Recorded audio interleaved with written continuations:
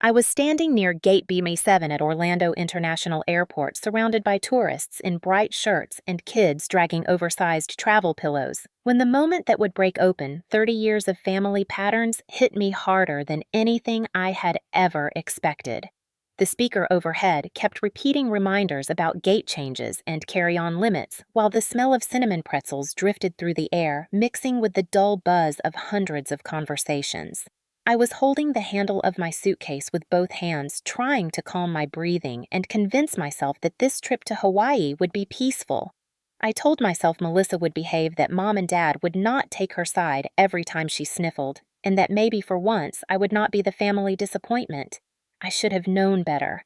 I heard Melissa's heels before I saw her, the sharp clicking growing louder and faster, until she burst into my line of sight, her expression twisted into a performance I knew too well. Without a second of hesitation, she raised her hand and slapped me across the face with such force that my head snapped to the side. The sound echoed through the waiting area like someone had dropped a tray of metal dishes. Conversations stopped mid-sentence. A little boy with a shark backpack froze with his mouth open. A teenager whispered something to her friend while both of them lifted their phones to record. My cheek burned instantly, a hot wave shooting across my jaw, and for a moment I could not move. Melissa grabbed her own face and burst into dramatic sobs, as if she were the victim, her shoulders shaking and her breath stuttering in a way I recognized as pure theater. Mom rushed forward, shoving past a couple holding smoothies, and wrapped Melissa in her arms without even glancing at me. Dad followed, squinting at me like I had just ruined a national holiday. He demanded to know what I had done this time, his tone full of the familiar disappointment he saved for me, even when Melissa was clearly the one causing trouble. Mom stroked Melissa's hair and said loudly enough for every bystander to hear that I had made Melissa cry on the day she was trying to give us such a wonderful trip. 200 people were staring at me. Phones were held up high. I could almost feel myself shrinking under the weight of all those judgments, as if I were a child again, standing in our living room, while Melissa blamed me for breaking the TV that she had actually shattered in one of her tantrums. Melissa pointed at me with a shaking finger and said I had been trying to ruin the trip she planned. She said I had whispered insults, that I had made snide comments, and that she could not handle my negativity anymore. Every word was a lie. I opened my mouth, but nothing came out. The shock was too thick in my throat. I wanted to shout the truth, that I had not said a single word to her, that I had simply been standing near the window scrolling my phone while waiting for boarding. I wanted to scream that she had planned absolutely nothing for this vacation, that she had taken credit for something she never paid for, that every dollar spent was mine. I wanted all of it to spill out, but years of swallowing my pain and letting her steal the spotlight kept my voice locked inside my chest. Melissa demanded I apologize loud enough for everyone to hear. Mom glared at me and told me I had made my sister suffer enough. Dad added that I needed to apologize before things got even worse. A man in a baseball cap looked at me with a mix of judgment and curiosity. A woman whispered something like unbelievable under her breath. Someone muttered that I looked like the difficult sibling. I could feel humiliation crawling across my skin like ants. My cheeks stung so sharply I wondered if her handprint was still visible. I whispered that I had not done anything but. Melissa laughed through her fake crying and told me that, of course I had. Cameras zoomed closer. People leaned in. They wanted their viral moment. They wanted drama. They wanted a story to tell when they landed in Honolulu. Then, in the middle of all that noise and pressure, something inside me began to shift. A small, steady truth rose through the shock. They have no idea. They have no idea I am the one who paid for this entire trip. Every plane ticket, every hotel night, every tour reservation, every dollar came from me, not from the sister who was crying like a tragic heroine in the middle of Gate B27. Melissa kept sobbing. Mom kept scolding. Dad kept glaring. My heart pounded so loudly I could hear it in my ears. My hands shook, but something new began to rise through the shaking. It was not fear. It was not shame. It was something firmer, stronger, A quiet refusal to keep living the way I always had. Melissa demanded again that I apologize. Mom told me that if I loved my family, I would stop embarrassing them. Cameras stayed locked on me like I was a criminal on display. The entire gate waited for me to crumble and play the role I had always played, the role of the quiet, guilty daughter who took the blame to keep the peace. But I was not that person anymore. I straightened my spine. My cheek still burned, but now it felt like a line being drawn. If they want to humiliate me publicly, I thought then they can do it. If they want a show, I will give them one. If they want me to break, they will not get their wish today. I felt my breath steady, felt something that had been sleeping inside me for years finally wake up. I lifted my chin and looked directly at them. If they want to shame me in public, I thought, then so be it. If they want a spectacle, they will see what happens next. If they want to push me again, they will learn I do not fall the same way anymore. If they want to see me small, they will be the ones shrinking soon, I whispered to myself. Fine. If they want to humiliate me publicly, fine. I am done apologizing for things I never did. I am done being their scapegoat. If they want to make me the villain, they will get the truth instead. And I ended the moment with a single thought echoing through my mind. If they want to shame me in public, then fine, because I am about to walk them into a truth none of them are prepared for. The moment after Melissa slapped me felt like standing in the middle of a stadium floodlight, every eye burning into my skin, every breath around me waiting to see if I would crack in the way they expected. My cheek still throbbed, pulsing with the heat of her handprint, and the noise in the gate area seemed to fade into an underwater echo as I tried to understand how I had ended up here again at the center of a performance Melissa had perfected over the years. She sniffled loudly, burying her face in Mom's shoulder, like a child who had just been bullied on a playground, not the woman who had publicly humiliated her own sister in front of 200 strangers. People nearby were whispering in that loud, fake whisper that always reaches the person being talked about. A woman with a floral scarf shook her head and said that some families just do not know how to behave. A man in sunglasses muttered something about how I looked like trouble. A teenager lowered her phone only long enough to say to her friend that the girl who got slapped must have done something terrible for her sister to react like that. Every comment felt like another invisible slap, each one reinforcing the same narrative that had shaped my entire life, the one where Melissa was the delicate one who needed protecting, and I was the difficult sibling who caused chaos simply by existing.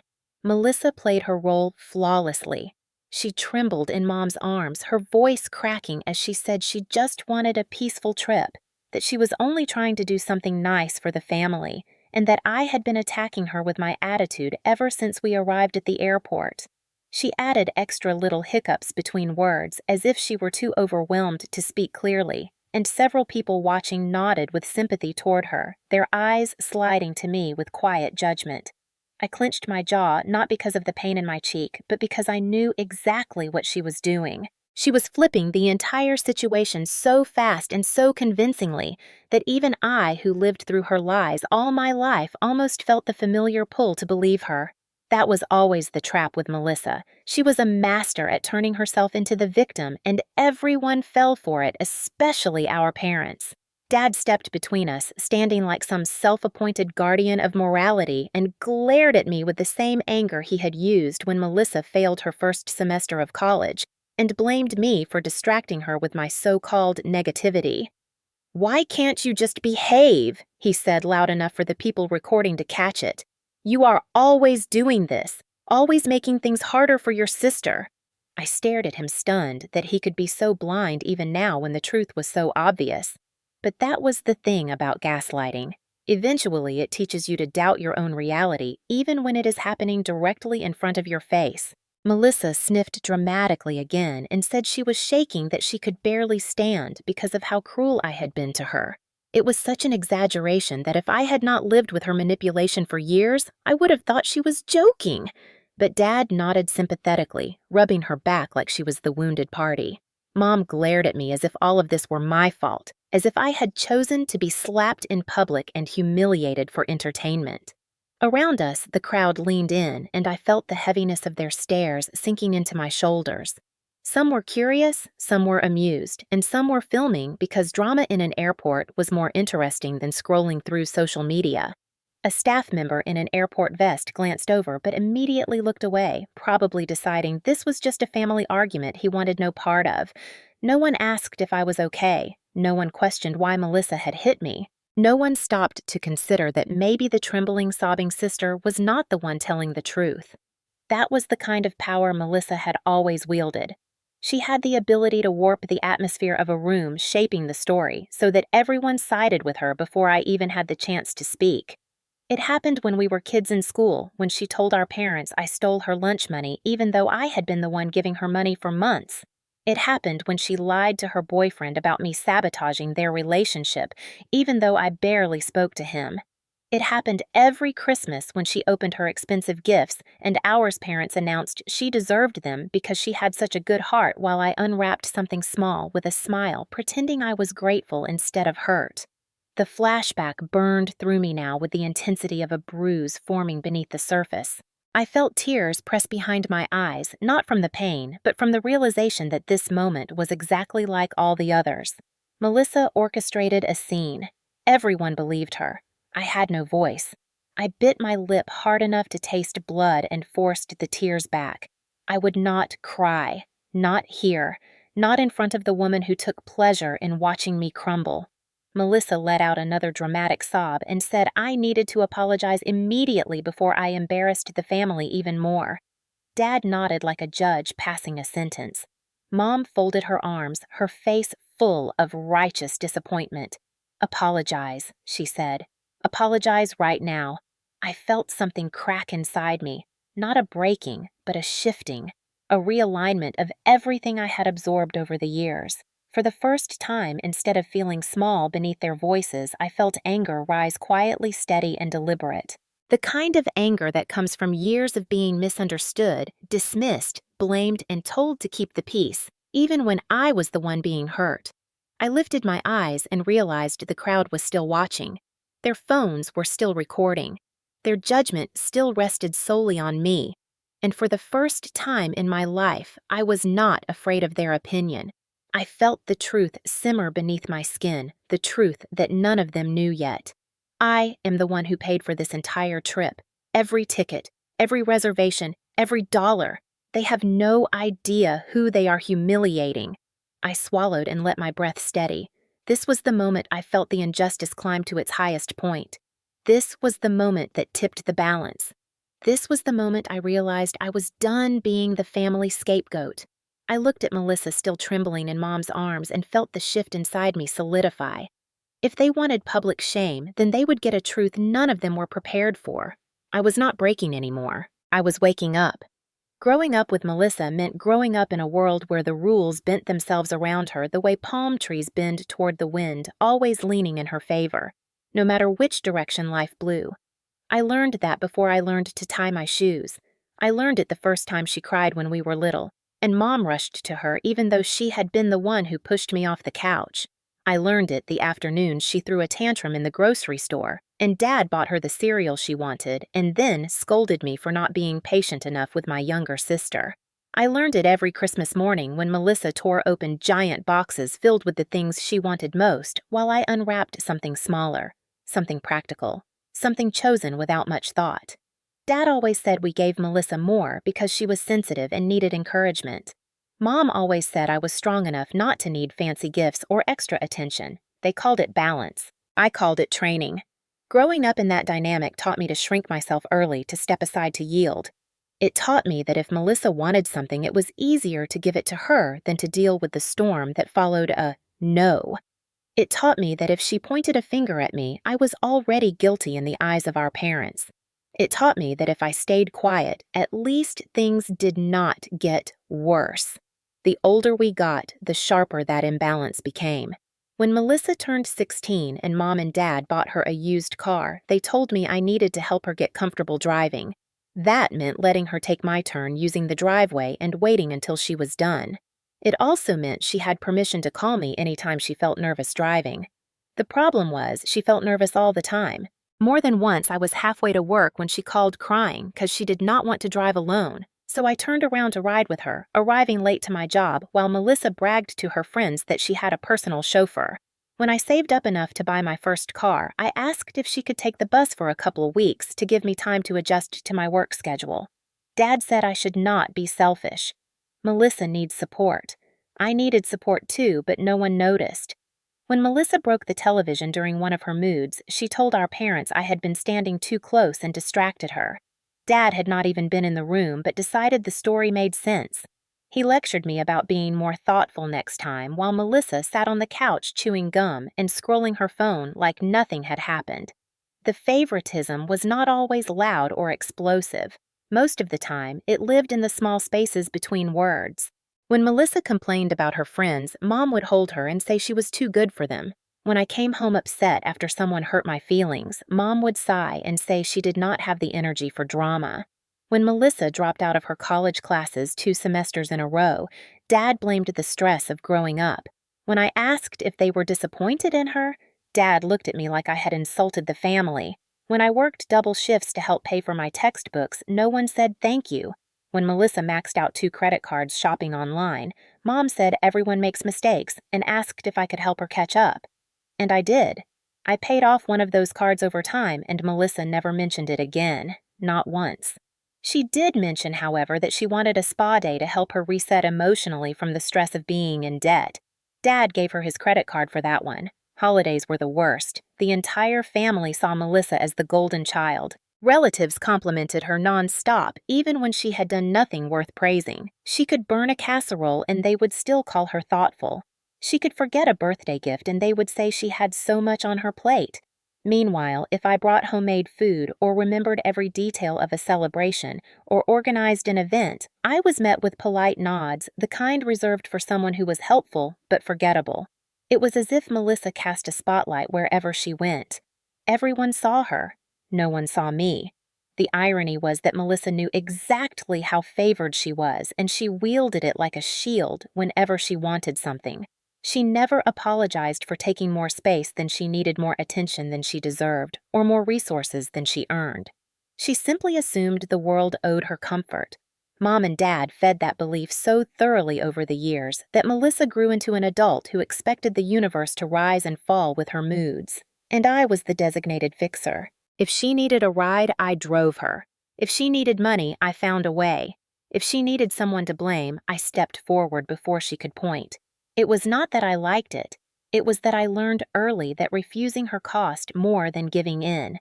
Love became something tied to convenience rather than connection. Approval turned into a currency I could never earn enough of, and resentment built quietly in places no one could see. Even as adults, Melissa dominated every family moment. If I spoke up about something, she talked over me. If I tried to tell a story, she told a louder one. If I said no to her, Mom and Dad acted like I had broken some sacred rule of sisterhood. Being around them felt less like being part of a family and more like being locked into an old script where Melissa was the lead actress and I was the stand-in whose only job was to make her shine. So when she slapped me at the airport in front of 200 strangers with cameras recording from every angle, it was not a shocking moment out of nowhere. It was simply the clearest, loudest version of what had been happening for 3 decades. She had always been the princess. I had always been the problem.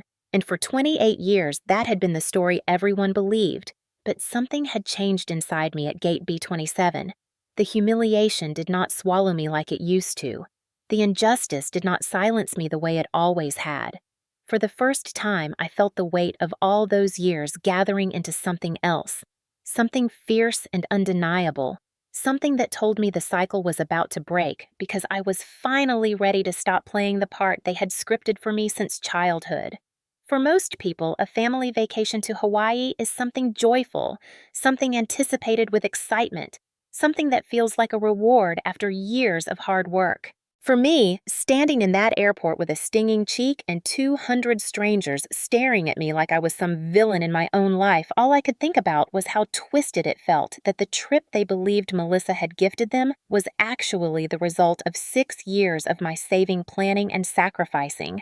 I had been working as an office administrator at a community hospital, a job that was steady but not glamorous, the kind where every dollar mattered and every unexpected expense could throw off my entire budget. I never complained, though. I liked the routine. I liked being helpful. I liked feeling like I could hold things together even when my personal life felt like a house built on sand. Every month for 6 years, I set aside a little money in a separate savings account. It was not much at first. Sometimes $50, sometimes $20, sometimes nothing at all when the car needed repairs or my rent went up. But over time, the balance grew slowly but steadily, like a quiet reminder that maybe one day I would be able to give my family something special, something that might bring us together, something that would make Mom and Dad look at me with the warmth they showed Melissa without hesitation. I planned the trip in secret at first, not because I wanted to surprise them, but because surprising Melissa was always dangerous. She hated anything she could not control, hated anything she was not at the center of. I researched flights, compared hotel prices for months, watched videos about Maui beaches, and read reviews about luau's and snorkeling tours. Every decision felt like a step towards something hopeful, something better than the childhood and young adulthood that had always left me feeling like a shadow beside Melissa's spotlight. When everything was finally booked, when the confirmations hit my inbox, when the payment cleared my bank account, I felt proud. I imagined the look on Dad's face when he realized his oldest daughter had planned something this big. I imagined Mom hugging me with genuine gratitude instead of obligation. I imagined Melissa maybe, just maybe, saying thank you. But that version of reality never came. Instead, 2 weeks before the trip, Melissa hosted a family dinner at a small Italian restaurant near Mom and Dad's house. She arrived late as usual, wearing a floral dress and carrying a glass of white wine she must have taken from the bar. She clinked her fork against the rim to get everyone's attention, stood up dramatically, and announced that she was giving the family the greatest surprise. She said she was treating everyone to a dream vacation in Hawaii. She said she had been planning it for months and that she wanted to show us how much she appreciated our love and support. The table erupted with praise. Mom covered her mouth and said Melissa was an angel. Dad shook his head in disbelief and said he always knew Melissa had a generous heart. A couple sitting at a table nearby even clapped because they thought they were witnessing some inspiring family moment. No one looked at me. No one asked why Melissa was making the announcement when she did not even know the flight times or the hotel name. No one questioned how a woman who could not pay her own electric bill 3 months earlier could suddenly afford a luxury vacation for 4. Melissa glanced at me with that triumphant half smile, the one that told me she knew exactly what she was doing and dared me to challenge her. I sat there frozen, holding my water glass so tightly my hand shook. I could have said the truth. I could have spoken up right then. But I had been molded my whole life to keep Melissa happy, to keep the peace, to keep my parents from accusing me of jealousy or selfishness or cruelty. So I swallowed the truth. I let them congratulate her. I let her bask in credit she had not earned. I let the lie become the official story because the weight of fighting it felt too heavy at the time. Later that night, Dad sent a family group message thanking Melissa for her generosity. Melissa responded with a string of smiling emojis. I responded with nothing. Planning the logistics had been hard enough, but pretending I was not the one who financed everything was harder. The more the days passed, the more I felt my stomach twist with resentment. The more I felt an ache that pulsed like a bruise that kept deepening. Still, I told myself it would be worth it once we were there. I told myself that being together in a beautiful place might heal something old and broken in us. I convinced myself that even if no one thanked me, at least we would all be somewhere peaceful, somewhere far from the routine arguments and quiet disappointments that shaped our family history. And yet, as I stood at Gate B7, feeling the sting on my cheek and watching Melissa cry fake tears into Mom's shoulder, I thought about every dollar I had saved, every hour of overtime. I had worked every weekend. I had sacrificed to make this trip possible. I thought about how Melissa had taken credit without shame, how Mom and Dad had believed her without question, how none of them had ever wondered where the money actually came from.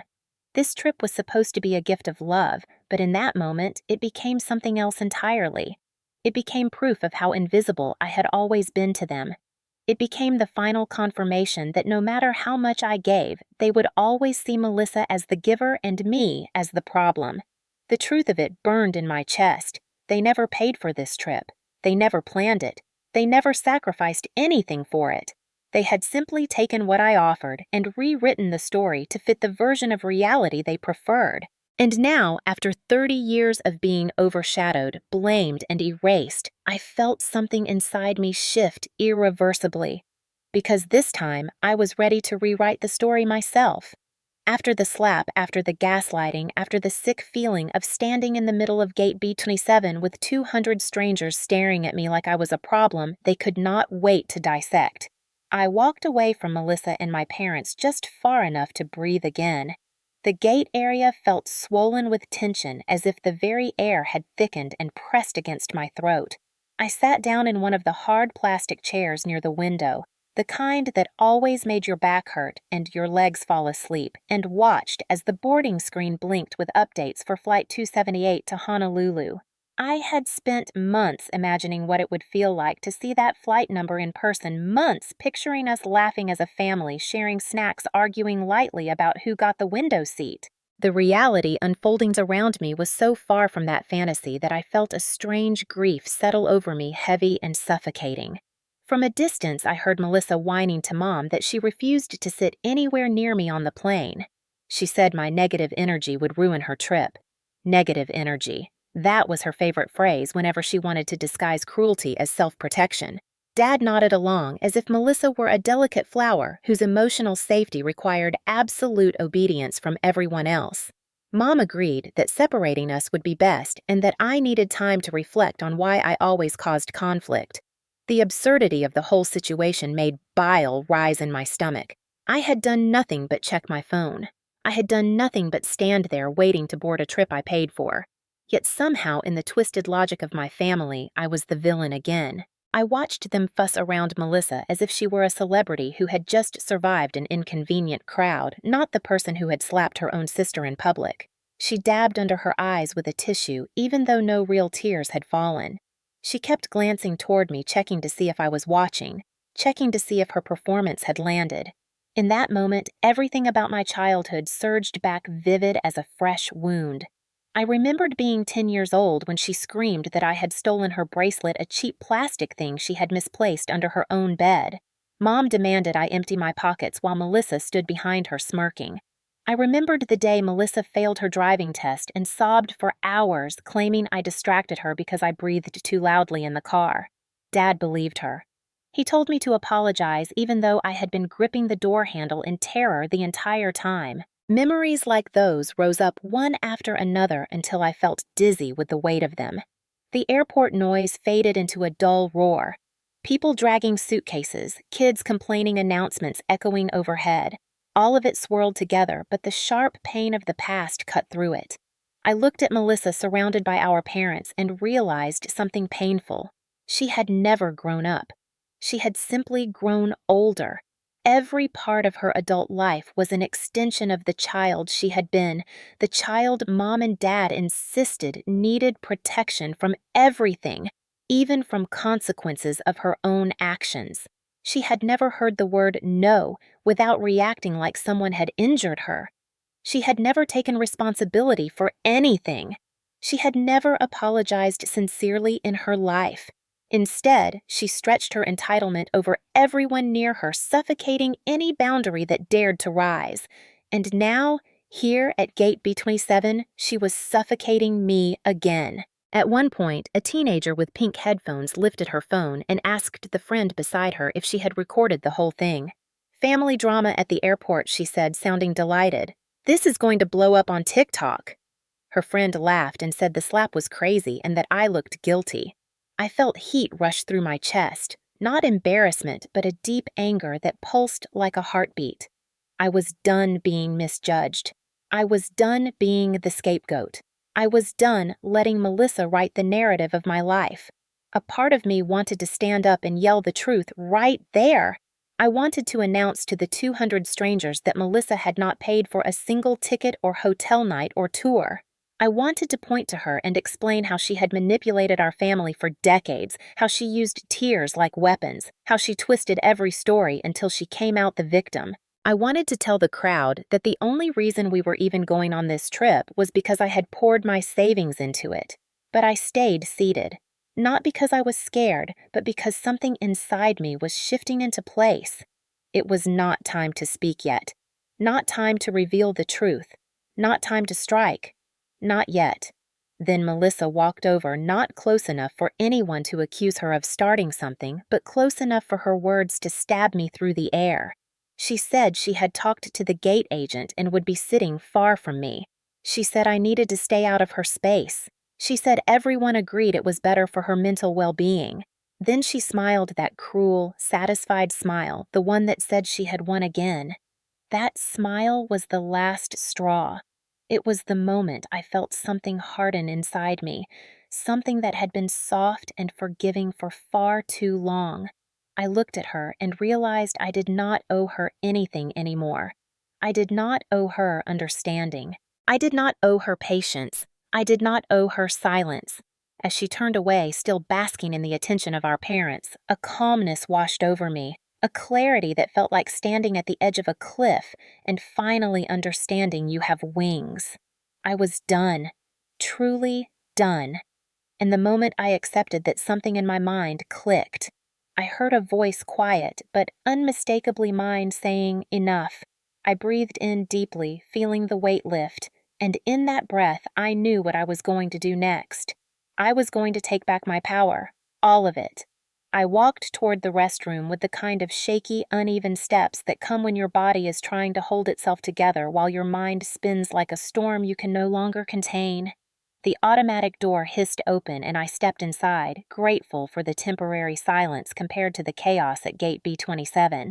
The fluorescent lights were too bright, almost clinical, and they reflected sharply off the mirrors lined above the sinks.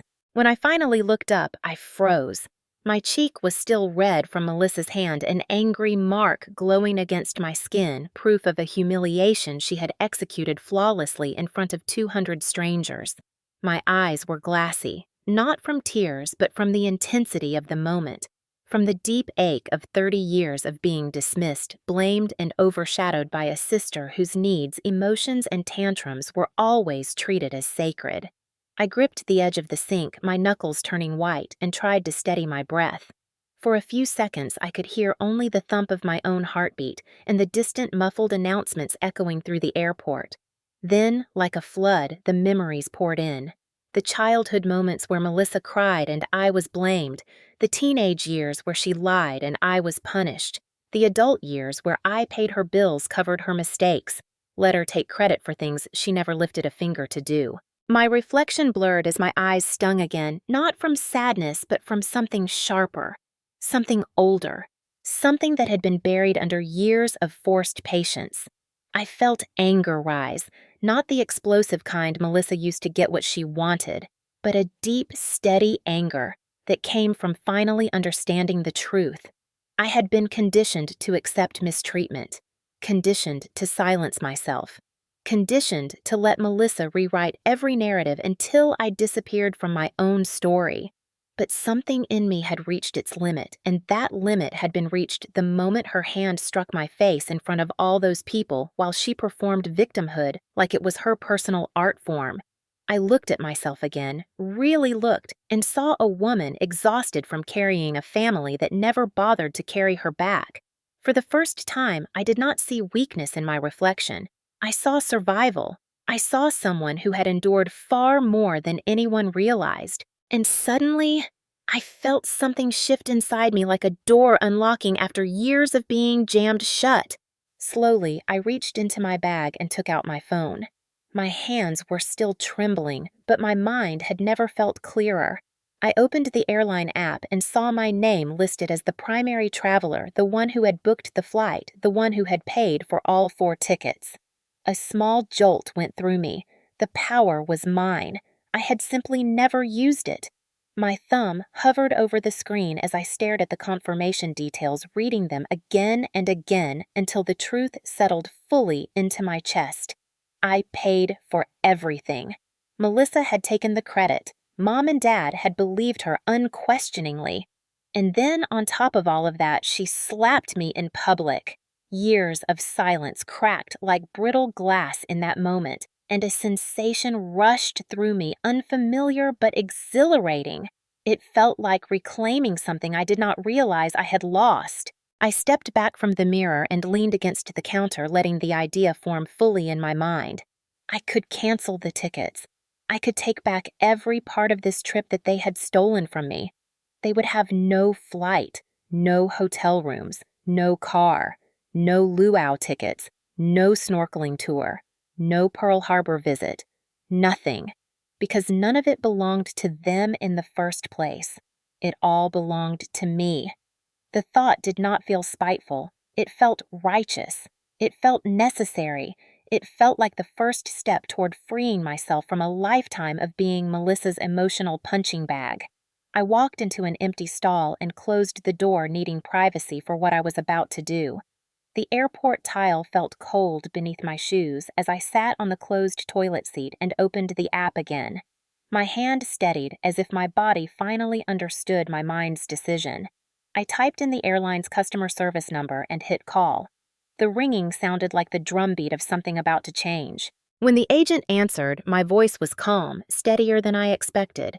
I gave him the confirmation code and listened as he pulled up the reservation. He confirmed the names. Then he asked which passengers I wanted to cancel.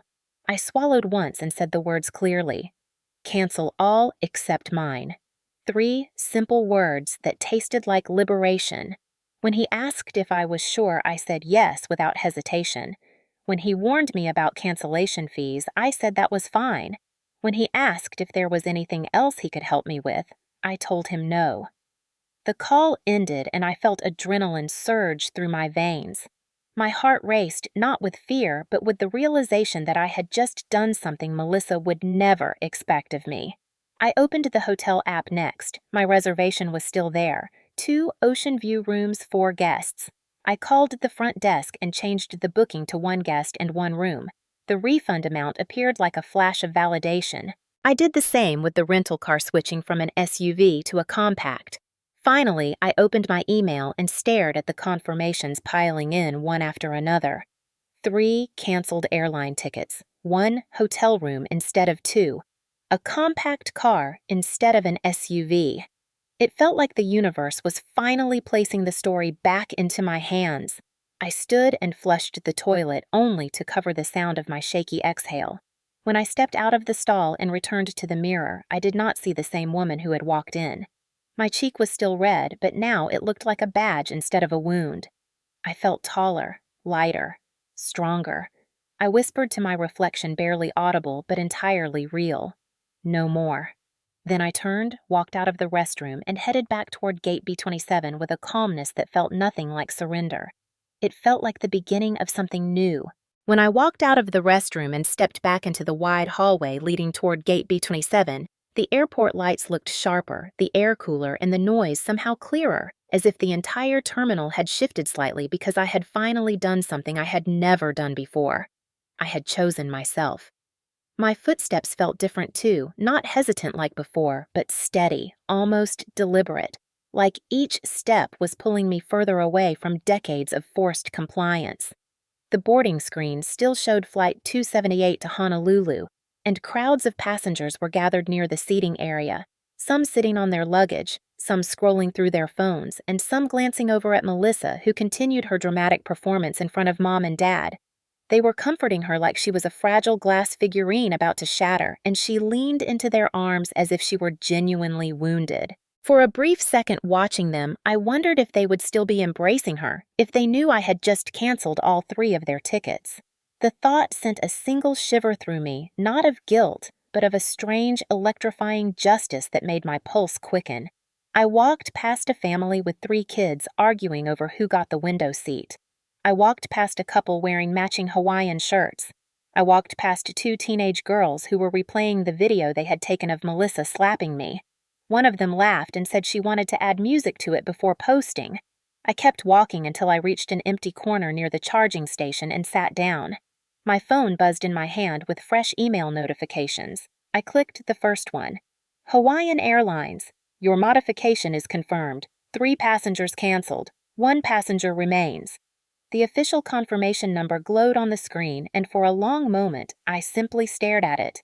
It felt surreal to see such a clean piece of truth after years of living inside Melissa's curated lies. The second email came from the hotel. Reservation updated, refund processing. 1 room for 1 guest. The third email came from the rental car agency confirming the downgrade to a compact vehicle. Each message felt like a small stone being lifted off my back, revealing how much burden I had been carrying without even realizing it. For years, I had assumed the only way to survive my family was to bend, yield, and disappear when needed. Now, for the first time, I saw what it looked like when I stood upright. The adrenaline hit me again, a warm rush that climbed up my spine. I opened the app, showing the flight details to make sure everything was correct. My seat was still there. Row 8A. Extra leg room. A window seat I had chosen specifically because I loved watching the ocean from above, the way it stretched endlessly in every direction. My hands were steadier now, the trembling I had felt in the restroom replaced by a surprising calm.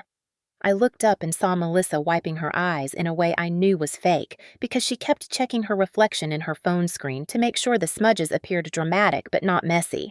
Mom held her hand while Dad paced like he was preparing a lecture for me later. They had no idea that their reality was already rearranged. They were standing on a bridge that no longer existed. I took a slow breath and leaned back against the cold airport wall, letting the truth settle. They were not going to Hawaii. Not unless they bought last-minute tickets during peak season or found someone else to finance their comfort. And I knew they could not. Money had always been tight, the kind of tight that meant they argued over credit card points and coupons. Melissa spent whatever she had as soon as she had it. Dad pretended we were better off than we were. Mom hid her stress behind polite smiles. None of them understood how hard I had worked, how carefully I had saved, how much I had sacrificed. They never even asked. I glanced at the time. An hour until boarding. It felt like an hour until freedom. My phone buzzed again, but this time it was not an email.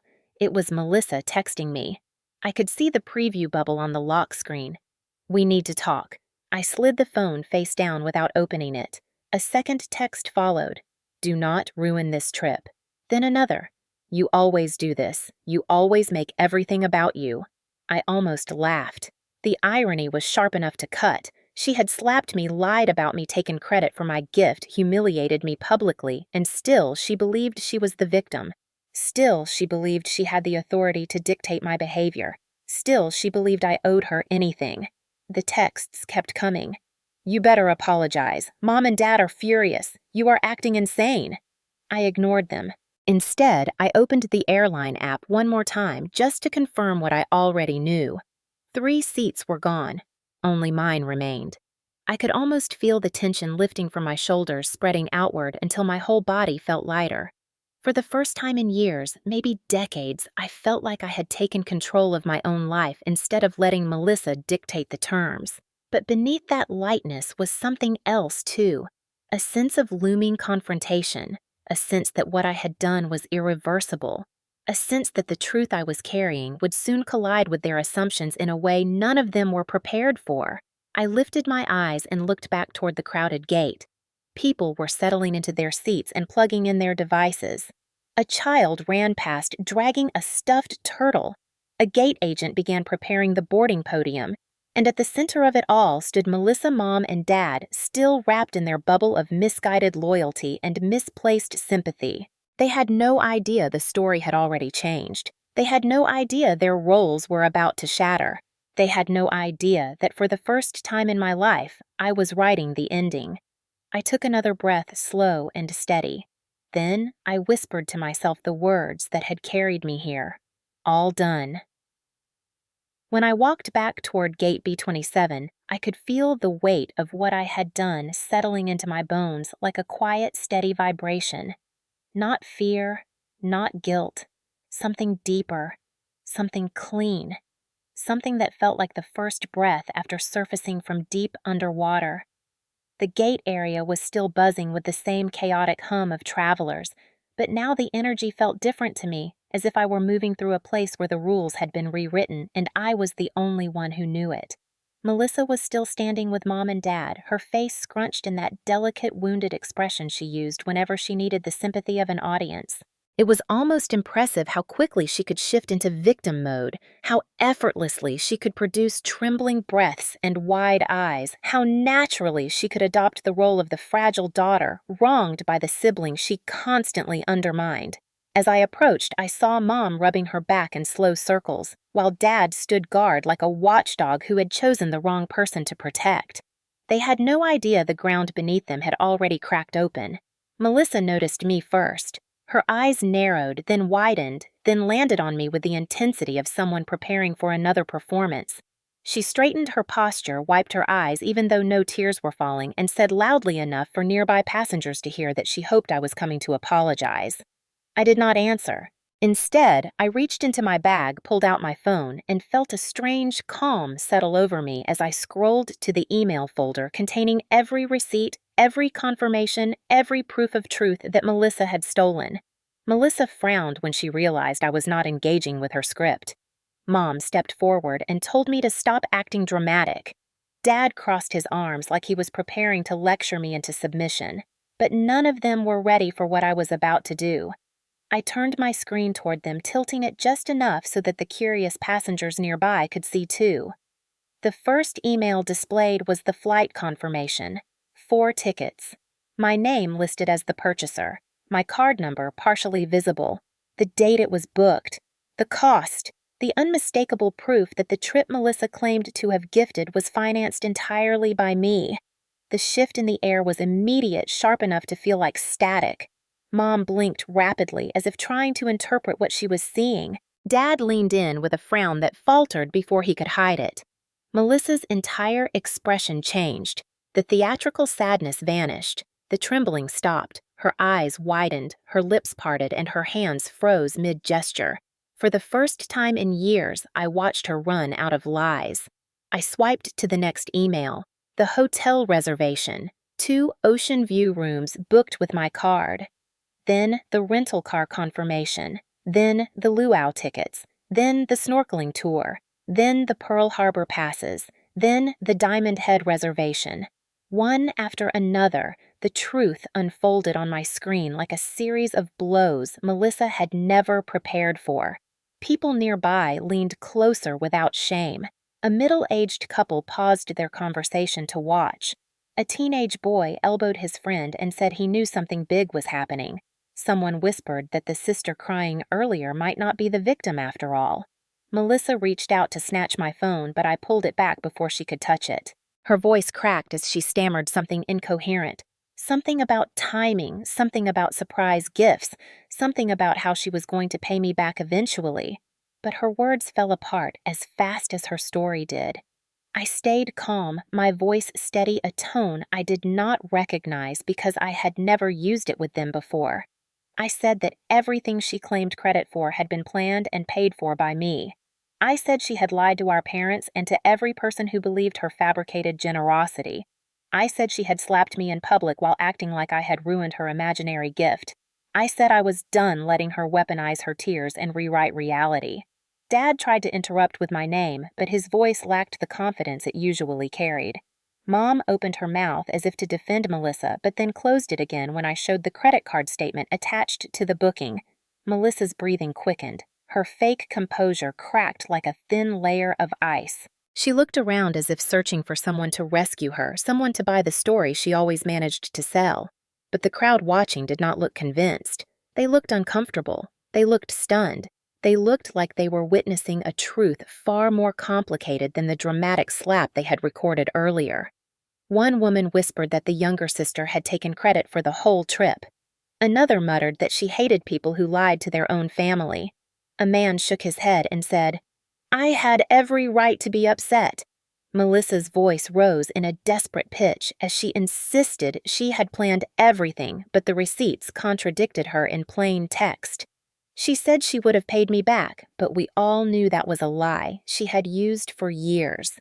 She said I was overreacting, but the evidence glowed brightly on my screen. Finally, she screamed that I was humiliating her in public. I met her gaze for the first time since the slap and said calmly and clearly that she had already humiliated herself. The words hung in the air like a verdict. Mom's face crumpled. Dad looked away, suddenly older. The crowd around us grew still. Melissa looked like she had been struck, her confidence collapsing into something desperate and hollow. For the first time in decades, I watched her facade crumble in real time, piece by piece, in front of the very audience she had tried to manipulate. And for the first time, I did not shrink. I did not apologize. I did not back down. I simply held my phone steady, showing the truth the world had never seen. The instant the truth landed, the atmosphere around Gate B27 shifted so sharply it felt like the entire terminal inhaled at once. Melissa stared at my phone as if the numbers, dates, and confirmation codes were written in a language she had never learned to read. Her mouth opened and closed with the soundless shock of someone who had relied on lies for so long she had forgotten what it felt like to be caught by the truth. For a moment, she did nothing. Then, as if a fuse ignited inside her, her expression twisted into something wild and panicked. She lunged toward me with a trembling finger pointed at my face and yelled that I could not do this to her, her voice cracking in a pitch that immediately drew more attention. "You cannot do this. You cannot cancel my trip," she shrieked, emphasizing the word "my," as if the vacation belonged to her by divine right. People nearby stopped pretending not to listen. Some openly stared. A man sitting on his suitcase blinked slowly like he was watching a reality show unfold in front of him. Melissa stepped closer, her breath uneven, her performance collapsing into raw desperation as she argued that she had planned the trip, that she had every right to go, that she had promised her friends she would post pictures from Maui. Her voice kept rising, words tumbling out faster than her brain could string them together. She began insisting she had paid me back in emotional support, in rides, in sisterly kindness, which made a woman in a denim jacket quietly snort. I held my phone steady, the calm in my chest growing stronger the more Melissa unraveled. I told her again clearly that I had canceled the 3 tickets. I told her that I had changed the hotel rooms. I told her that only one reservation remained. Mine. Melissa's eyes widened in disbelief, and she spun toward Mom and Dad like they could magically undo what I had done. She pointed at them and said they needed to fix this because I was being insane. Dad stepped forward, trying to regain control of the narrative the way he always did, but his face betrayed something new: doubt. It flickered across his expression like a shadow. Mom looked back and forth between us, her hands shaking slightly, the reality finally cracking the picture she had held for decades. Melissa demanded to know why I would ruin everything. She insisted I was jealous. She insisted I wanted attention. She insisted I had planned this betrayal because I could not stand seeing her shine. Her voice kept rising louder and louder until an airport employee approached cautiously asking if everything was okay. Melissa whipped toward him and said loudly that I had stolen her vacation, her voice carrying so much outrage that a few people gasped. But the employee asked the same question I had been waiting years for someone to ask. He asked if she had proof.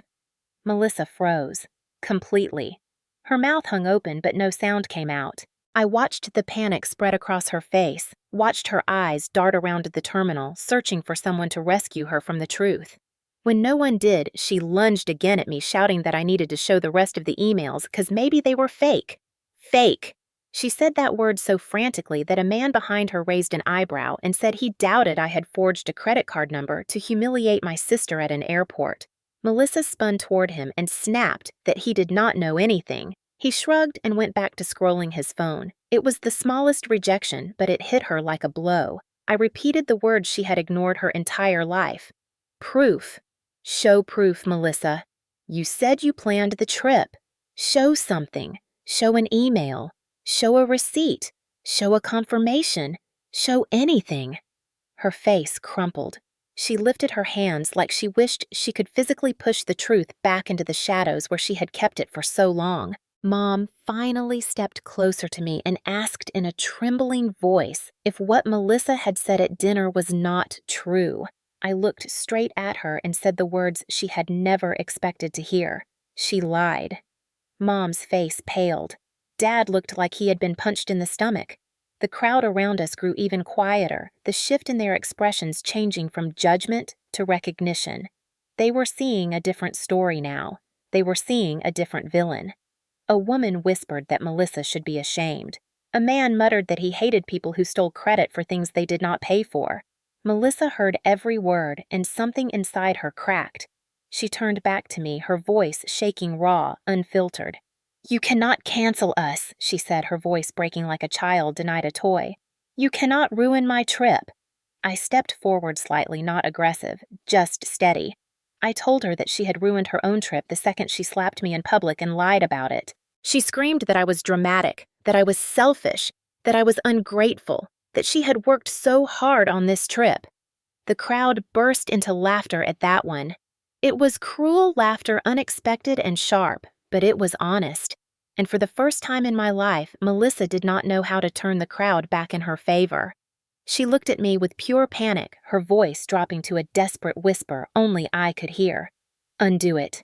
Undo it now. Please." I shook my head.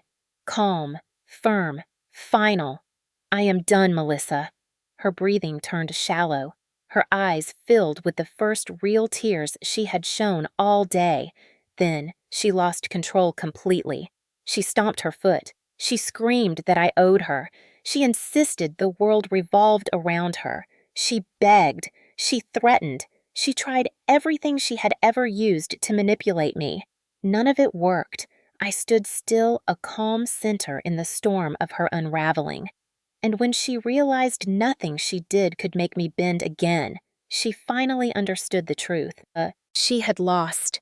The moment Melissa realized nothing she said could pull me back into the familiar cycle of guilt and obedience, something in her expression collapsed completely, like a tower built on lies, finally losing its last supporting beam. She stared at me with wide, disbelieving eyes, the kind that had always managed to make Mom and Dad rush to her side. But now they looked more confused than concerned. For the first time in my life, I watched my family struggle to understand a reality where I was no longer the one being controlled. Dad stepped closer, trying to regain his fatherly authority, but even his voice lacked its usual certainty when he told me I needed to calm down and fix the situation. Fix the situation. As if I had broken something by telling the truth. As if I had disrupted a script they expected me to follow until the end of time.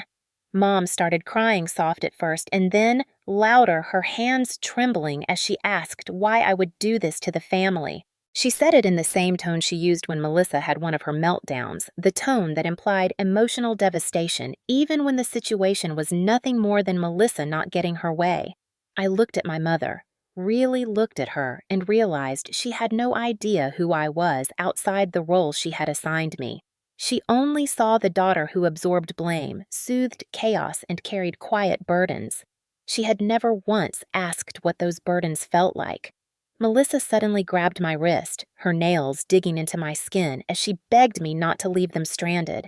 She demanded I call the airline. She demanded I fix it. She demanded I stop ruining her life. Her grip tightened desperately as she whispered that I could not abandon my own family over something so small. That word small made something inside my chest snap clean in half. Small. A slap in the face in front of 200 strangers was small to her. Years of manipulation were small. Decades of being overlooked were small. My sacrifices were small. My pain was small. Only her comfort mattered. Only her pride mattered. Only her narrative mattered. The truth hit me so clearly it almost stunned me. I was not walking away from my family. I was walking away from the version of myself they preferred me to be. I pulled my wrist free from Melissa's hand, and she let out a sharp breath, shocked that I had physically removed myself from her grip for the first time in years. I said calmly that I was going to my gate. I told them the flight was boarding soon and that I did not want to miss it. Melissa let out a choked sob, the real kind this time, the kind that cracked under the weight of fear rather than performance. Mom reached for me, begging me to talk to them before making any decisions. Dad insisted I was acting childish and irrational, his voice rising in frustration. But the louder he spoke, the quieter I felt inside, like the storm that had been brewing in me all day had finally settled into a sharp, steady clarity. I picked up my carry-on, adjusted the strap on my shoulder, and began walking toward the gate agent who had just taken her position behind the podium. Melissa ran after me and grabbed my leg, literally wrapped both arms around my calf like a child terrified of being left behind at school. Her voice rose in a trembling wail as she begged me not to go without them. It was surreal, almost theatrical, but without the practiced polish she usually used. This was panic. Real panic. Mom tried to pull her off me, apologizing to the people watching, but her hands kept slipping because Melissa refused to let go. Dad demanded that I stop walking, that I fix what I had broken, that I turn around and apologize. The gate area grew silent again the way it had during the slap. People watched, phones raised. The same teenagers from earlier whispered that now the truth made sense. A woman near the wall murmured that I should go without looking back. An older man shook his head and said quietly that family does not treat you like that. Every word from strangers felt strangely comforting, like a validation I had never been given by the people who were supposed to love me. The gate agent called for pre-boarding. My chest tightened, but not from anxiety, from freedom. I gently shook my leg and Melissa's arms finally slipped loose. She fell back onto the floor, staring up at me with a mixture of rage and devastation that once would have guilted me into staying. But not anymore. I stepped forward. Mom reached out again, but I moved past her. Dad's voice rose sharply as he yelled that if I walked through those doors, I should not bother coming back. I stopped, turned, held his gaze. The tension between us stretched like a thin wire pulled too tight. Then I said the words that had lived inside me for decades without air. I will not. The silence that followed felt like a seismic shift. I turned again and walked toward the agent. She scanned my boarding pass and gave me a sympathetic look, as if she already understood the entire story. "Rough day," she whispered. "Getting better," I said. I walked down the jet bridge, each step echoing with the weight of 3 decades finally leaving my shoulders. When I reached my seat and looked out the window at the shrinking figures of my family standing in the gate area, screaming at airline staff pointing in my direction, clutching their bags like they had been robbed, I felt a clarity I had never known before. I was not abandoning them. I was finally choosing myself. And when the plane lifted off and the lights of Orlando blurred beneath the clouds, I knew with absolute certainty that I had just walked away for good. When the plane touched down in Hawaii, the wheels bumping softly against the runway, the reality of what I had done settled over me like warm sunlight breaking through a storm cloud. For the first time in my life, I arrived somewhere not as part of a family unit defined by someone else's moods and demands, but as a person entirely on my own, stepping into a place I had dreamed of for years without dragging the weight of Melissa's entitlement or my parents' expectations behind me. As I walked through the jet bridge, the humid island air drifted in, carrying the scent of plumeria and ocean breeze, nothing like the cold, recycled airport air I had left behind. The atmosphere felt softer, calmer, and for a moment I stood still, letting it wash over me until the knots in my chest began to unwind. The terminal was bright and airy, with wide windows that opened to palm trees swaying in the gentle wind, and a group of airport staff greeted passengers with leis and welcoming smiles. I watched as honeymooners kissed families, posed for photos, and children pointed excitedly at the murals of Hawaiian landscapes on the walls. Not a single person knew what had happened at Gate B27. Not a single person looked at me like I was the villain in someone else's fabricated story. I moved slowly through the terminal, absorbing the unfamiliar peace, letting it settle in the spaces where guilt and fear once lived. When I reached the baggage claim area, I noticed how quiet my mind felt. No anxious thoughts about how Melissa would react. No dread about Mom's disappointed sigh. No tension waiting for Dad to take Melissa's side. Just silence. Just me. My suitcase slid down the conveyor belt and I picked it up with a strange sense of lightness, as if the simple act carried symbolic meaning.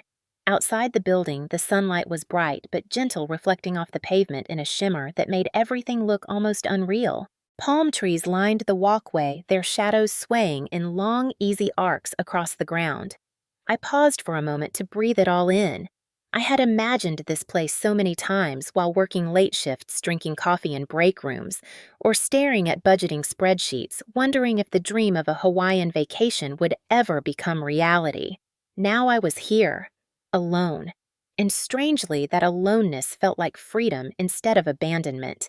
I made my way to the rental car area where rows of vehicles were parked neatly in the warm sun. When I approached the budget counter, the employee greeted me with a friendly smile and handed me the keys to the compact car I had changed the reservation to earlier that day. He asked if I was traveling alone, and when I said yes, he nodded like it made perfect sense. Not a question, not a judgment, just acceptance. The car was a small blue sedan that smelled faintly of coconut air freshener, and as I settled behind the wheel, I realized it was the first time in years that I was driving without Melissa barking directions or complaining about the temperature, or asking why I always drove too cautiously. I started the engine, and Hawaiian radio played soft island music that wrapped around me like a warm blanket. The drive from the airport to the hotel was scenic in a way that felt almost cinematic. The sky was an endless stretch of blue, the mountains in the distance rising in dramatic green peaks, and the ocean glittered like a sheet of glass with sunlight caught in its waves. I rolled down the window and let the wind whip through my hair, the warm breeze brushing against my skin like a gentle reminder that this moment was mine, wholly and undeniably mine. When I arrived at the hotel, a massive resort overlooking the ocean, the smell of saltwater and sunscreen filled the air. Bellhops moved briskly between cars, families carried beach bags, and couples lounged under umbrellas sipping fruity drinks. I checked in easily with the confirmation number still saved on my phone, and the receptionist handed me a room key with a warm aloha. The elevator ride to the 22nd floor was smooth and quiet.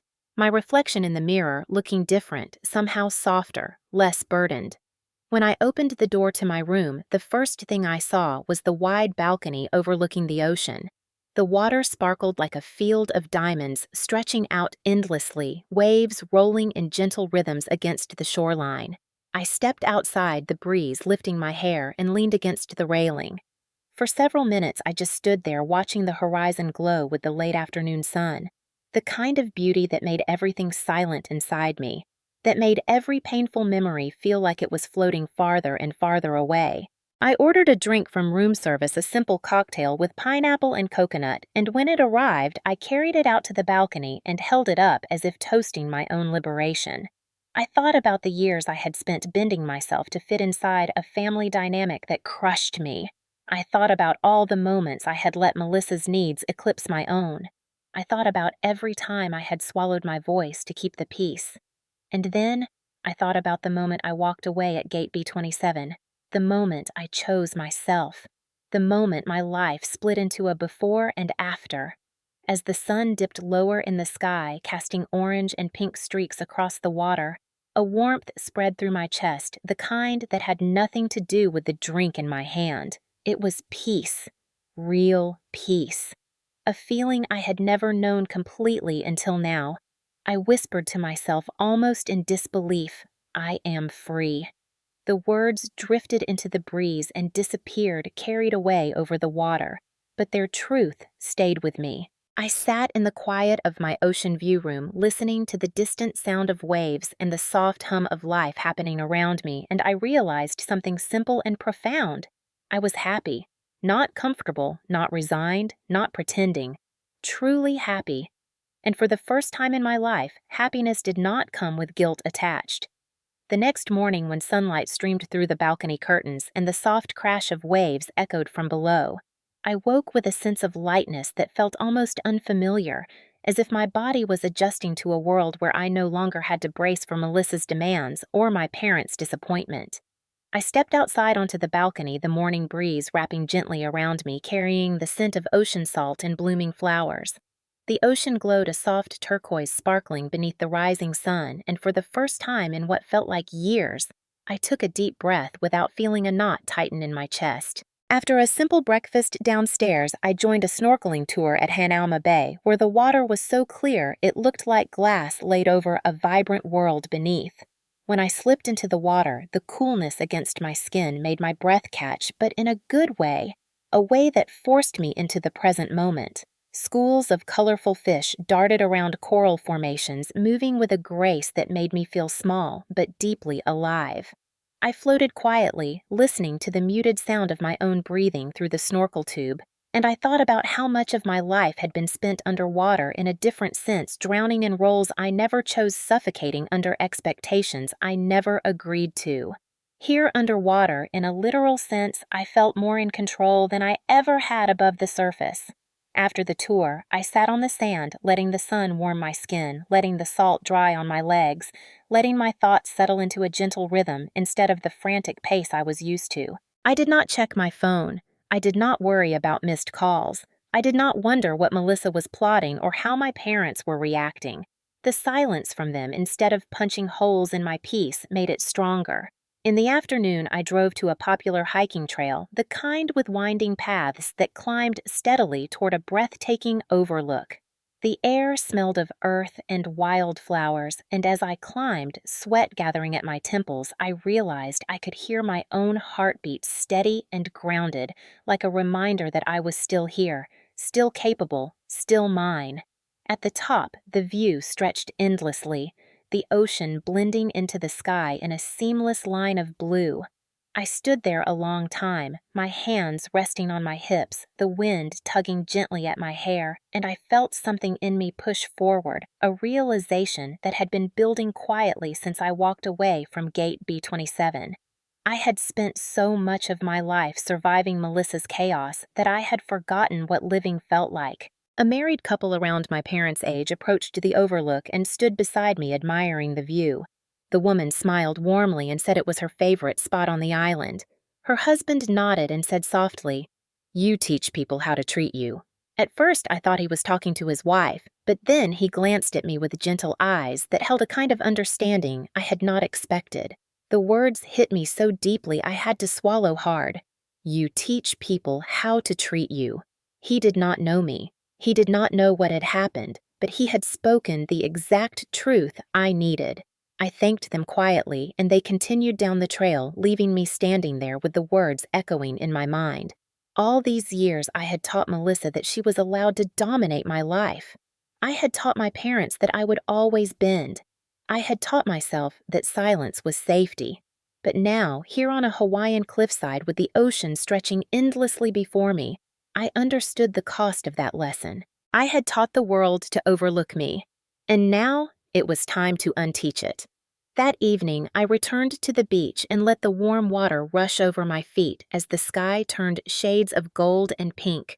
People laughed, children splashed in the shallows, couples walked hand in hand, and I stood still, letting the waves soak the hem of my dress.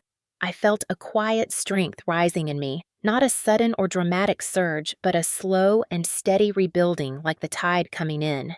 Later in my room, I allowed myself to cry, not from sadness or fear, but from release. Years of suppressed emotions poured out, shaking my shoulders and blurring my vision. I cried for the girl who learned to shrink her voice. I cried for the young woman who gave and gave until she was empty. I cried for the version of me who thought family love always meant sacrifice. And then, when the tears finally stopped, I sat quietly and realized something profound. I was still whole. I was still worthy. I was still capable of joy. The next morning, I woke with dry eyes and a steady heart. I opened the balcony door and let the breeze wash over me again, feeling the sunlight warm my skin. I looked out at the ocean and whispered a promise, a simple one. I will never go back to who I was before I stepped onto this island. Not ever. Back in Florida, while I was spending my days snorkeling in turquoise water and my evenings watching the sky melt into shades of gold over the Pacific, the fallout from Gate B27 spread through my family like a spark dropped into dry grass, burning fast and uncontrollable. And for the first time in my life, I was not the one scrambling to put out the flames. The moment my parents realized I was not coming back to fix their situation, panic took over. They had no backup plan, no spare funds, and certainly no idea how to navigate the consequences of Melissa's meltdown going viral. Because yes, it went viral. The video that teenager recorded at the airport had made its way to TikTok within hours, and by the time I finished my second day in Hawaii, it had crossed 1 million views. The caption read something like, "When the golden child picks the wrong sibling to slap at the airport," and the comment section exploded with people analyzing every second of the clip. Someone even slowed down the footage and posted a freeze frame of Melissa's face right before the slap landed, zooming in on the smug little smirk she thought no one saw. Viewers tore her apart. They called her entitled. They called her manipulative. They called her Airport Princess, and the nickname stuck so firmly it followed her into every online space she tried to hide in. My phone, though muted, showed glimpses of the chaos unfolding back home. Screenshots from acquaintances reached me through friends and co-workers. Melissa tried repeatedly to defend herself in the comments, but each attempt only made things worse. She claimed I had attacked her first. Someone immediately responded with the raw footage showing her approaching me while I stood still scrolling my phone.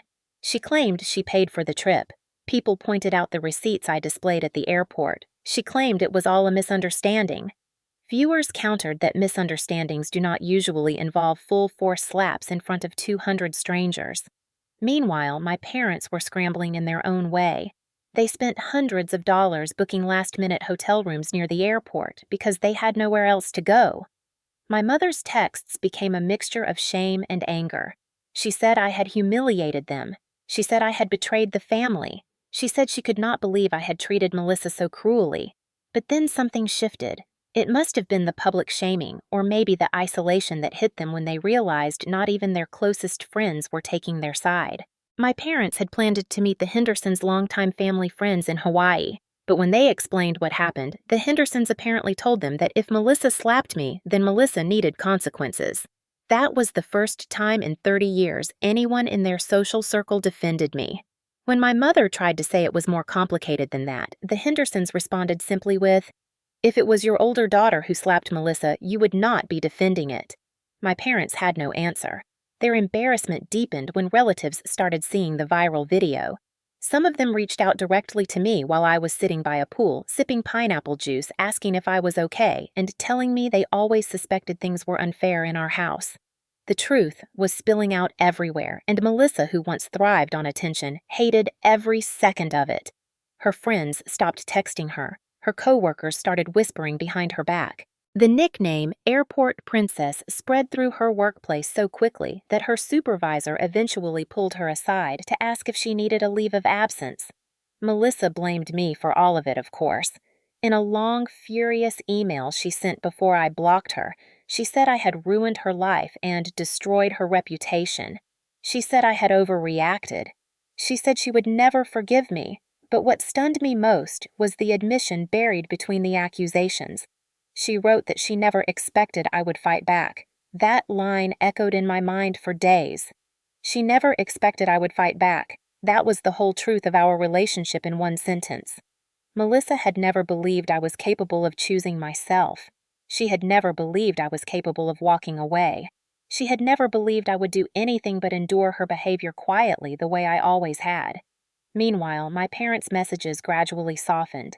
The first 2 days were filled with anger, the next 2 with confusion. By day 5, their tone changed to regret. They began asking if I was safe, if I was eating well, if Hawaii was beautiful. Then came the first real apology my parents had ever offered in my entire life. It arrived as a long email, strangely formal and painfully honest, explaining that they were beginning to see things differently now that the entire world had witnessed what Melissa was capable of. They admitted they had failed me. They admitted they had allowed Melissa to manipulate them. They admitted they had been blind to the way their favoritism shaped our entire family. They admitted they were sorry. They said they needed time to confront their own choices. They asked me to talk when I returned home. Reading their words while sitting on a beach chair in the warm Hawaiian sun, I realized something monumental. For the first time ever, my parents were being forced to see the truth without me begging for it, without me explaining it, without me absorbing the consequences for Melissa. And for the first time ever, I was not the one paying for their awakening. The fallout was messy, painful, humiliating for them, but it was theirs to deal with, not mine. I had already stepped out of the fire. Hawaii was not just a vacation anymore. It was the beginning of a new life where I did not exist as the family scapegoat. As the sun set that evening, painting the sky in streaks of purple and orange, I finally understood something I had never dared believe. Walking away had not broken my family. It had revealed it. On my fourth night in Hawaii, after a long day exploring the road to Hana and stopping at every waterfall that shimmered like something out of a dream, I returned to my hotel room with the kind of peaceful exhaustion that felt clean and earned. The sun had just slipped below the horizon, leaving the sky a soft wash of lavender and gold, and I was ready for nothing more than a shower, a quiet dinner, and sleep. When I opened my room door, though, the blinking light on my phone caught my eye. Even though I had turned off most notifications, emails still filtered through in the background. A small red dot indicated an unread message, and for a moment I considered ignoring it. But something nudged me, a mix of intuition and closure-seeking, so I picked up the phone and opened my inbox. At the top was an email from my parents with the subject line simply reading, "We owe you the truth." My breath caught for a moment as I clicked it open, expecting another wave of guilt or pleas or excuses. Instead, what greeted me was a long letter written in a tone I had never once heard from them in my entire life. It began with my mother's words typed in a shaky style that almost felt like I could hear her voice trembling behind each sentence. She wrote that she and my father had spent the past several days talking, arguing, crying, reflecting, and confronting things they had never allowed themselves to see. She admitted outright that their behavior at the airport was unacceptable, that they had blamed me instinctively, reflexively, without even allowing the possibility that Melissa had done something wrong. She said that she now understood how deep that reflex ran, how automatic their siding with Melissa had always been, how often they had chosen the easy route of enabling her instead of the difficult work of parenting fairly. She explained that she had watched the viral video over and over, each time noticing details she had ignored in person, details she had dismissed because her mind was so accustomed to believing Melissa could do no wrong. She described how painful it was to watch herself rush toward Melissa, to watch her dismiss me in front of strangers, to hear her own voice defending behavior that was clearly indefensible. She said that seeing it from the outside cracked something open in her that she could not close anymore. Then came my father's part of the letter. His tone was less emotional, more blunt and matter-of-fact, but the honesty in it was unlike anything he had ever spoken to me. He wrote that he had spent most of his life avoiding conflict, believing that keeping Melissa calm meant keeping the family stable, and that somewhere along the line he had decided that I was strong enough to handle the imbalance.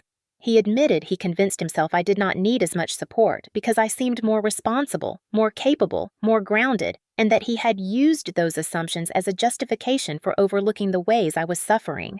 He went on to say that losing the Hawaii trip forced him to confront how deeply he depended on me being the quiet one, the fixer, the emotional shock absorber.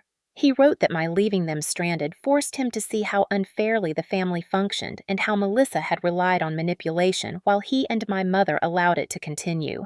He wrote something I never imagined would come from him. He said he was ashamed of the favoritism, ashamed of the way he dismissed my feelings, ashamed of the way he supported Melissa's lies without evidence, ashamed that it took a viral video and a public meltdown for him to face the truth he had ignored for decades.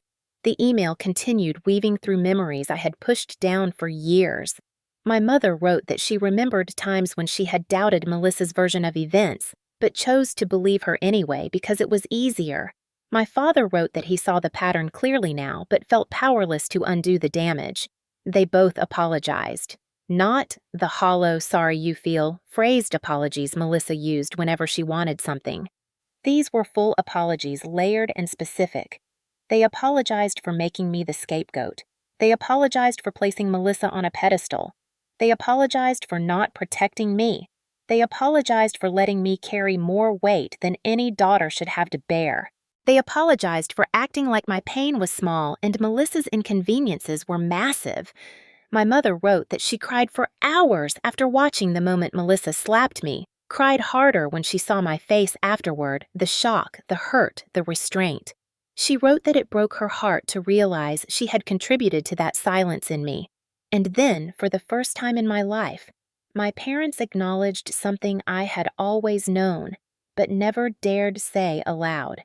They admitted they failed me as parents, failed me as protectors, failed me as people who should have loved me without conditions.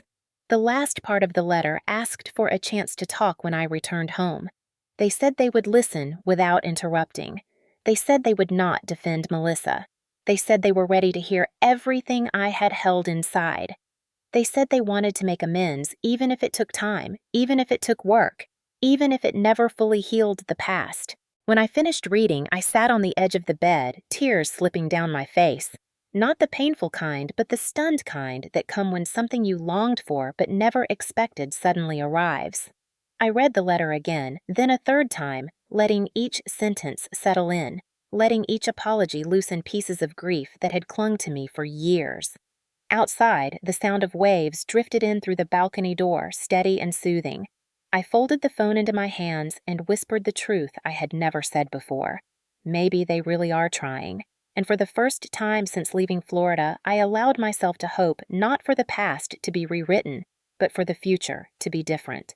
When my plane touched down in Florida after the most transformative week of my life, I felt a steadiness inside me that I had never carried before. A quiet but unwavering certainty that I was not returning as the same woman who had left in tears and humiliation from Gate B27. As I walked through the familiar terminal, rolling my suitcase behind me, I realized how different everything felt now. Not because Florida had changed, but because I had. I moved with a grounded confidence, unhurried and deliberate, noticing how my shoulders no longer curled inward, how my steps no longer hesitated, how I no longer braced myself for Melissa to appear out of nowhere, demanding something. When I reached the parking lot and unlocked my car, the very seat I slid into felt like a symbol of a life I was reclaiming. The drive home was calm, the Florida sun glowing through the windshield as I passed landmarks I had seen 1,000 times. Yet this time, they seemed quieter, less imposing, almost as if they were greeting a version of me they had never met. My house felt strangely untouched, as though time had paused while I was gone, but I noticed immediately how different it felt to walk inside it, with a new sense of ownership over my space and my boundaries. I put my suitcase down, walked to the kitchen, poured myself a glass of water, and stood at the counter, taking in the silence. For the first time, silence did not feel like loneliness. It felt like peace. After unpacking only the essentials, I sat on my couch with my Hawaii journal and reread the notes I had written on the nights I cried into the ocean breeze, on the mornings I watched the sunrise from the balcony, and on the afternoon, I heard those life-changing words you teach people how to treat you. Each sentence felt like a small piece of the self I had rediscovered. That evening, I made the decision to begin therapy, something I had told myself I did not need for years because my problems were not as bad as other people's. But now I knew that was a lie I had used to survive, not to heal. I searched online for trauma-informed therapists in my area, specifically those who understood the dynamics of favoritism, scapegoating, and emotional parentification. For the first time in my life, I clicked request appointment without hesitation. Over the next few weeks, I began cleaning my house the way I wished I could clean my past, removing old obligations, clearing out drawers filled with things I kept only because my parents or Melissa insisted I should. I donated bags of clothes, reorganized every room, and transformed my bedroom into a sanctuary instead of a storage unit for other people's expectations. As the physical clutter disappeared, a strange emotional clarity took its place. I saw patterns I had ignored for years, how often I changed my plans to accommodate Melissa, how often I minimized my own accomplishments so she would not feel overshadowed, how often I accepted blame just to keep Mom's voice from rising, or Dad's patience from thinning. My therapist called it parentification trauma, the emotional role reversal, where I became the responsible one, the fixer, the mediator, long before I should have. Hearing those words hurt, but they also freed me. They gave me permission to see what happened to me as real as damaging as something that deserved healing. In our third session, my therapist asked me what I wanted my life to look like if Melissa and my parents were no longer at the center of it. The question stunned me because I had never imagined a version of myself not orbiting around their needs. For several seconds, I could not speak. Then slowly, I said the words that tasted unfamiliar and powerful. I want a life that is mine. Outside of therapy, I began setting boundaries with a conviction I had never possessed. When Melissa sent a long, pleading email asking me to hear her side, I waited 2 days and replied with a single sentence stating I needed space and would not be engaging in emotional manipulation anymore. When my parents asked if we could meet for dinner, I said I would think about it and let them know, not out of pettiness, but because I finally understood that I did not owe them immediate access to me. I started walking in the evenings listening to audiobooks on self-worth and emotional recovery, letting the movement of my feet on the sidewalk anchor me to the present. And slowly, I began noticing small but profound shifts inside myself. I no longer apologized reflexively. I no longer softened my voice when expressing my needs. I no longer worried that choosing myself meant I was selfish. One afternoon, while reorganizing my living room, I picked up a framed family photo from years ago. In it, Melissa stood front and center, grinning proudly. Mom and Dad beaming beside her, while I stood in the back half hidden, smiling politely. For the first time, I recognized how perfectly that photo captured my entire childhood. I placed the frame face down and left it that way. The woman who returned from Hawaii no longer fits in the background. I was finding my courage, my voice, my place in the world, piece by piece. And although the road ahead would not be perfect or painless, I finally knew one thing with absolute certainty. I was not just a different woman. I was finally becoming myself. When the day finally came for the conversation my parents had begged for, I drove to their house with a steadiness that would have been impossible months earlier. The kind of inner quiet that comes from knowing I was no longer walking into an ambush, but into a moment I could shape on my own terms. The afternoon sun filtered through the oak trees lining their street, and I felt strangely detached from the familiar houses, as if I were visiting a neighborhood I once lived in but no longer belonged to. When I stepped inside, the air felt heavy with anticipation. My parents were sitting on the couch like they had rehearsed their positions, and Melissa sat stiffly in the corner armchair with her arms crossed tight, her face blotchy from crying or maybe from resisting it. No one spoke at first. The silence stretched not tense like before, but expectant, as if everyone understood that nothing could begin until I decided it could. Finally, my father cleared his throat and said thank you for coming in a low voice that carried a subtle tremor I had never heard from him. My mother nodded quickly, tears already welling in her eyes, and Melissa stared at the wall as if looking directly at me would crack her apart. I took a seat on the opposite couch, aligning myself evenly with them, no longer sinking into the smallest space in the room. I said calmly that if we were going to talk, there would be rules. I asked that no one interrupt. I asked that no one dismiss my experiences. I asked that no one rewrite history. My parents nodded without hesitation, and Melissa rolled her eyes but said nothing. So I began. I spoke slowly at first, listing the small memories, the forgotten slights, the birthdays overshadowed the holidays where I cleaned while Melissa basked in attention the nights I sat alone in my room trying to understand what I had done wrong to be treated as an afterthought. As I talked, the words began to flow faster, as if years of silence were finally breaking apart, pouring out of me in long overdue truth.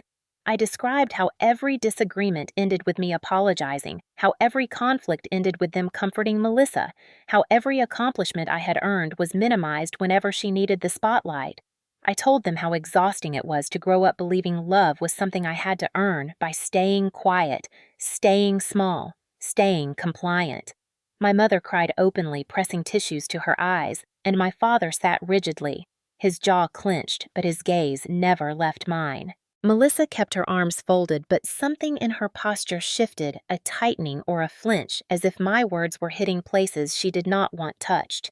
I told them about the moment at the airport, how humiliating it was to be slapped in front of 200 strangers and then blamed before I could even speak.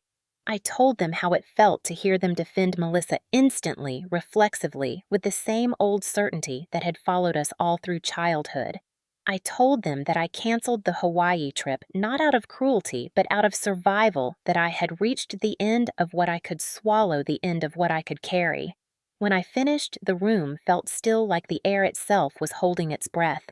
My mother apologized first, but not with the frantic desperation she had used in the early days after Hawaii. This apology was slow and heavy, shaped by reflection.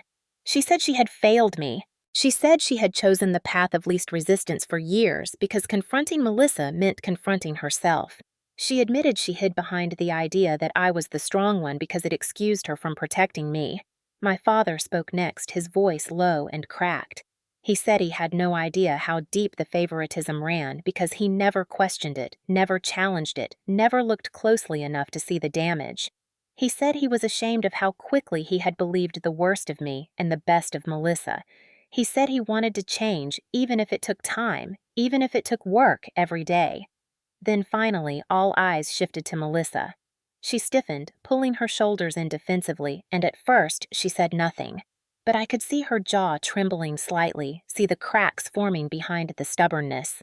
When she finally spoke, her voice was small and unsteady. She said she did not know why she did the things she did, why she lied, why she pushed, why she needed so much attention. She said it was like she had been trapped in a role she did not know how to stop playing. She admitted she had manipulated, exaggerated, and weaponized her emotions because it always worked.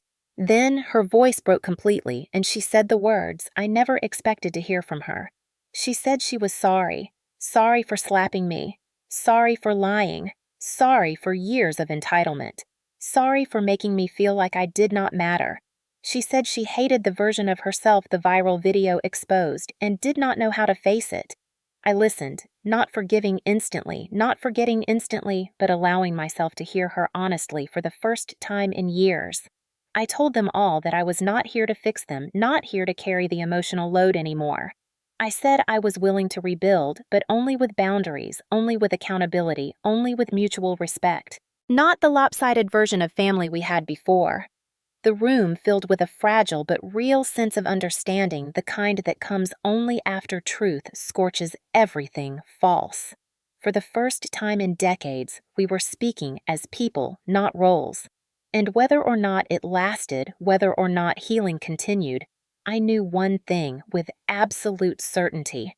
I finally had a voice, and they finally heard it. In the weeks that followed our family conversation, the real consequences for Melissa began unfolding in ways none of us could have predicted. Not even her, who had always believed she could outrun accountability the same way she talked her way out of responsibility. At first, she seemed to think the apology in our living room had tied everything up neatly, as if acknowledging her behavior once meant the world would simply reset and treat her the way it always had. But life for the first time refused to return to its old script. The viral video continued circulating, reaching new platforms and comment threads where strangers dissected every detail of her entitled outburst. Clips made their way into compilations of public meltdowns, reaction videos, and even a few amateur advice podcasts. The nickname Airport Princess refused to die. At her workplace, where reputation mattered almost as much as performance whispers spread faster than she could control. A coworker sent the video to their group chat with a joke about Melissa needing a first-class attitude check, and though she tried to pretend it did not bother her, her supervisor eventually called her into a meeting to discuss professional conduct concerns. Melissa emerged from that meeting pale and shaken, and for the first time in her adult life, she had to confront the reality that her behavior carried consequences beyond family dynamics. She tried taking a break from social media, but the moment she returned, the comments flooded in again, relentless and brutally direct. Friends she had once relied on to cheerlead her. Impulsiveness began distancing themselves, unwilling to be associated with the negative attention. Invitations stopped. Group chats she dominated quietly faded. Even her on-and-off boyfriend, who had tolerated more drama than most people, would finally told her he needed space. He cited the video, the dishonesty, the public meltdown, and the way she treated me at the airport as reasons he could no longer ignore. Melissa spiraled, insisting to my parents that everyone was turning against her unfairly, that she was being punished too harshly, that she was the victim of online bullying.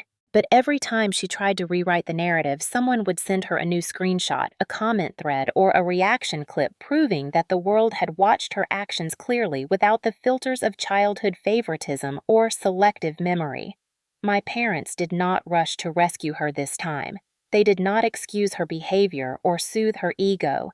In therapy and in our conversations, they were learning that protecting Melissa had come at my expense, and although they still loved her, they were beginning to understand the harm their protection enabled. When Melissa complained that her life was falling apart, my mother did not fuss over her the way she once would have. Instead, she told her gently but firmly that actions have consequences. My father echoed it not harshly, but with the calm certainty of someone seeing reality instead of the version Melissa fed him for years. Melissa did not know how to handle that shift. She had never existed in a world where accountability was not optional. She called me one evening, her voice trembling, asking if I could help her rebuild her image, maybe make a public statement saying we had made up, or even record a short video clarifying the misunderstanding. She insisted it would help her get her life back on track. I listened carefully, letting her speak, hearing the desperation woven through every word. But I also recognized the manipulation embedded underneath. She did not want healing. She wanted reputation repair. She wanted me to rescue her again. I took a slow breath and told her that while I had accepted her apology, I was not going to lie for her or help her rewrite the story to make her look better. I said she had to do the work herself. Melissa broke down crying, saying she could not fix the situation alone, that she needed me, that she did not want people to think badly of her. For the first time, I responded without guilt. I said people were not reacting to who she was in theory. They were reacting to what she had done in reality. I told her that healing required confronting her behavior, not hiding it. She hung up abruptly, and for several days after she sent long messages alternating between anger and desperation. I answered only once more, reiterating my boundaries. Then I stopped responding. My therapist reminded me that protecting her from consequences meant sacrificing my own growth. And for the first time, I believed that fully. As weeks turned into a month, Melissa's life continued changing. She began attending therapy on her own, something I did not expect. And though she resisted at first, she eventually admitted she needed it. She started avoiding situations that made her the center of attention and began showing up to family gatherings quieter, more reserved, less dramatically reactive. It was not a perfect transformation, but it was movement. My parents treated me differently now, too, giving me space, listening more, and checking their automatic impulses to defend Melissa. And though I kept healthy distance, I saw the shift clearly. But the biggest change was inside Melissa. Once, she had moved through life believing the world owed her deference. Now she moved through life with the awareness that the world could reflect her actions back at her unfiltered and unprotected. She lost things she never thought she would have to lose. But she also gained the first opportunity in her life to grow beyond the version of herself she had been allowed to remain. One evening, months later, she approached me after a family dinner, her voice quiet and unsure. She said she understood now, really understood what I had endured growing up beside her. She said she wished she could undo the harm. I told her she could not change the past, but she could decide who she was going forward. And for the first time, she nodded without arguing, without defending, without tears. The consequences had changed her, and in a strange, unexpected way, they had finally set me free. Months later, on a quiet Sunday morning, I found myself sitting on a nearly empty stretch of beach along the Florida coast, the early sun warming my face and the steady rhythm of waves brushing against the sand like a slow, familiar heartbeat. I had come here intentionally drawn to the calm, to the soft sweep of wind across the water, to the sense of space that helped me hear my own thoughts more clearly than anywhere else. As I sat with my knees pulled close and my hands brushing grains of sand through my fingers, I realized how far I had come from the woman who once stood trembling at gate B27, swallowing humiliation because she believed she had no right to defend herself. The contrast was almost surreal. Back then, I had been trapped inside a lifetime of conditioning so powerful, I barely recognized how deeply it shaped me. I thought my role in the family was fixed. I thought love had to be earned. I thought silence was the only safe place to live.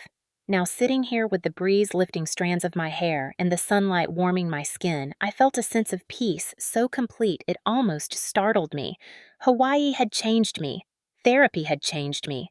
Speaking the truth had changed me. But more than anything, walking away from the people who taught me to shrink had changed me.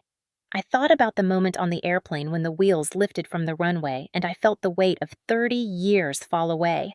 I thought about the balcony overlooking the Pacific where I whispered, "I am free," into the wind. I thought about the conversations with my therapist, the journaling, the tears, the small victories, the boundaries that once felt impossible but now felt natural. I thought about the family meeting where I stood firm and spoke the truth without breaking. I thought about Melissa's apologies, her unraveling, her rebuilding. I thought about my parents' guilt, their reflection, their slow but real attempts to be better, not perfect, not healed, but better. And then I thought about me, the version of me who had emerged from all of it, not hardened or bitter, but steady awake, anchored in a way I never imagined possible. As the waves whispered against the sand, I realized something simple yet profound.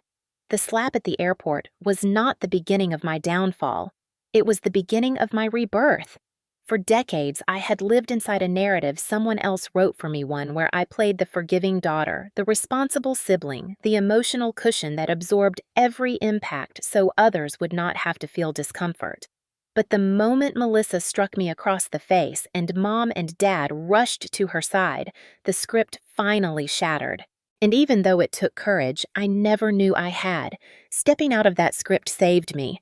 It forced the truth into the open. It forced change into motion. It forced me to reclaim my own story. Watching the tide continue its slow dance against the shore, I knew this piece was not luck. It was the reward for finally choosing myself. Behind me, life continued with all its ordinary rhythms, children playing couples, strolling dogs, chasing tennis balls across the sand. But in front of me stretched something else entirely. My future, vast and open and mine. I felt no bitterness toward my family anymore. The anger that once consumed me had thinned into understanding, shaped by time and healing. I did not excuse what happened. I did not forget, but I could finally see it for what it was, a deeply broken dynamic that I once believed I had to live inside forever. Now I knew better.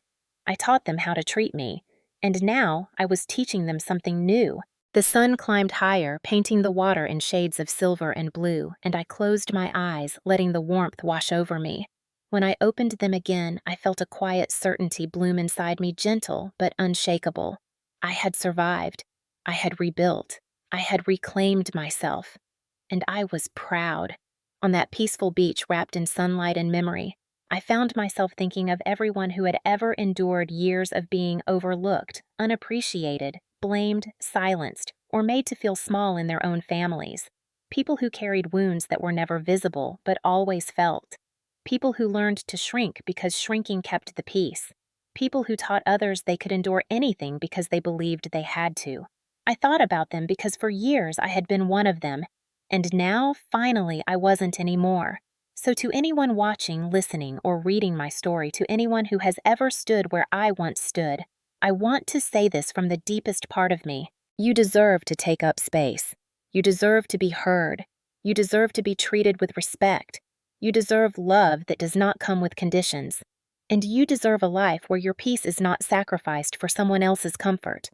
If you feel safe sharing, I want to hear your story. Someone out there needs to hear it too. Someone out there needs to know they are not alone.